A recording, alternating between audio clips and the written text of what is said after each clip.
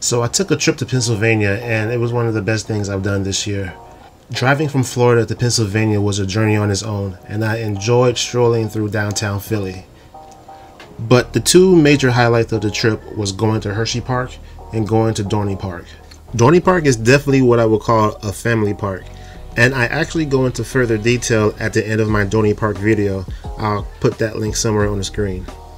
My only issue with the park, at least when I went, was their loading procedures.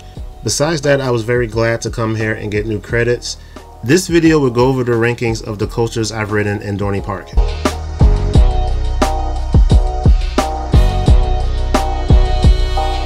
Number 5 on my list is Hydra. Oh, how disappointed I was when I finally got a chance to ride this coaster. I remember when it was first built and I was very intrigued on the layout. It had a JoJo road that was never seen before. It had a nice straight drop and it had some really funky inversions. I told myself one day I will ride this ride. I had finally had the chance. I rode this in the front row thinking it would be the best experience, but it was completely horrible. The two smoothest points of the ride were the JoJo roll and the first drop, which was great. Besides that, I was not able to enjoy any of that layout because it was extremely rough. I'm not sure if there's a way to salvage this, but they need to do something with this because I'm pretty sure when it first released it was an awesome coaster and it was very smooth. Hopefully Dorney Park does something to restore this ride to its former glory. But with that said, Hydra is number 5. Number 4 is Wild Mouse. The only reason why this is number 4 instead of number 5 is because this delivered a much smoother ride than Hydra. Outside of that, this is your basic Wild Mouse full of laterals and drops. This one is even less intense than Hershey Park, and this one has a normal station and it did affect capacity. There's nothing much else to say about this ride. So with that said, Wild Mouse is number 4 on my list. Number 3 is Thunderhawk. This is another wooden coaster that surprised the crap out of me. What is up with Pennsylvania and their ability to maintain these old coasters so well? Definitely makes me look forward to other parks like Knoebels and Kennywood. But back to the ride. Thunderhawk was a nice fun ride. A little short, but it has some really nice forces, especially in that drop near the middle of the ride. I enjoyed that airtime finale until it got to that trim where it completely just killed the momentum. It was slightly disappointing, but the goods greatly outweigh the bad in this ride.